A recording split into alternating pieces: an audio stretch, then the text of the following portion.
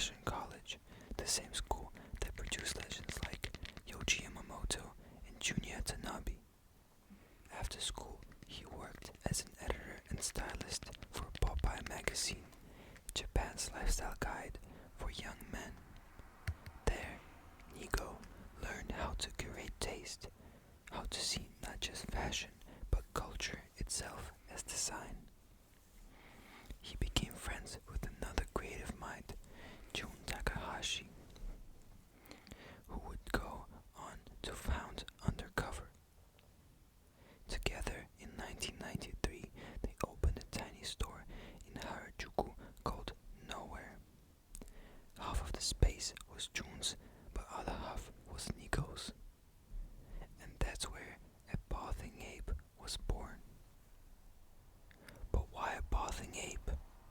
It's such a strange, funny name, right? In Japanese, there's an old saying that describes someone who's living comfortably, maybe too comfortably. They say, a bathing ape in lukewarm water. Someone who enjoys luxury and doesn't want to leave their comfort zone. It was Nico's playful way of poking fun at Japan's youth culture. People living easy lives in a consumer-driven world, but also had a deeper layer, a connection to a planet of the apes, a movie about identity, rebellion, and seeing the world differently. It was clever, ironic, and unforgettable, and so the logo, a simple, stoic ape face, became a symbol. It represented something raw, something human, and yet not human at all. At first, Bape wasn't meant for the masses. Nigo only made around 50 shirts a week. He would sell half at Nowhere and give away the rest to friends, DJs, and cool kids. The decision was genius.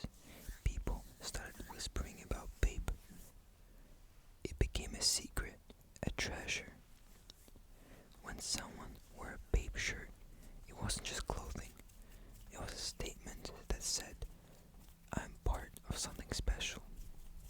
This word-of-mouth strategy turned the brand into an underground obsession. Nigo didn't rely on advertising. He relied on mystery. And soon, Bape became the heartbeat of Tokyo's Harajuku scene, a small world where fashion, art, and music collided. Bape's designs were unlike anything Japan has seen. They were bright, cartoonish, and bold. The famous Bape camouflage wasn't about blending in, it was about standing out. Unlike traditional military camo, Nigo's version used neon blues, pinks, and greens. It was inspired by Japanese pop art, manga, and hip-hop album covers. It shouted while still being cool. Then came the shark hoodie, one that could zip all the way up over your face. On the side, a shark mouth. On the other, big embroidered letters, YGM, which stood for World Gone Mad. When you zipped it up, you became a part of a cartoon world, half human, half symbol. And then there were the Bapester sneakers, a bold reinterpretation of Nike Air Force Ones, with a shiny patent leather star instead of a swoosh. Each colorway was loud, unique, and perfectly matched the brand's philosophy, luxury streetwear for those who dared to be seen. As the 2000s began, the connection between Bape and hip-hop became undeniable. Artists like Pharrell Williams and the Neptunes fell in love with Bape's style. Pharrell saw in Nigo a kindred spirit, someone who lived by creativity, not convention. Together, they launched brands like Billionaire Boys Club and Ice Cream, blending Japanese design with American street culture. Then came Kanye West, who wore Bape camo hoodies and custom sneakers during the graduation era. Rappers like Lil Wayne, Soulja Boy, and Jay-Z turned Bape into a global phenomenon. For a while, it was the uniform of hip-hop success. The message was clear. Bape wasn't just a brand, it was the status. But fashion is a cycle. By the late 2000s, Bape's momentum began to slow. The market was flooded with limitations. The exclusivity started to fade, and the cost of production, plus the demands of running a global business, began to weigh on Nico.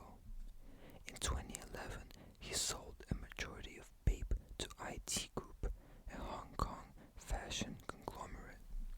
By 2013, Nico officially stepped away. For many fans, it felt like the end of an era, but Nico wasn't finished. After leaving Bape, Nico founded a new brand called Human Made. It was nostalgic, simpler, and reflected his love for vintage Americana. Meanwhile, Bape continued on the new creative direction, modernizing its image while staying true to its roots. It started to collaborate again with Adidas, Coca-Cola, Star Wars, Marvel, and even Pokemon. Old fans returned, new fans discovered it online, and soon Bape was reborn, not as an underground streetwear, but as a globally luxury label.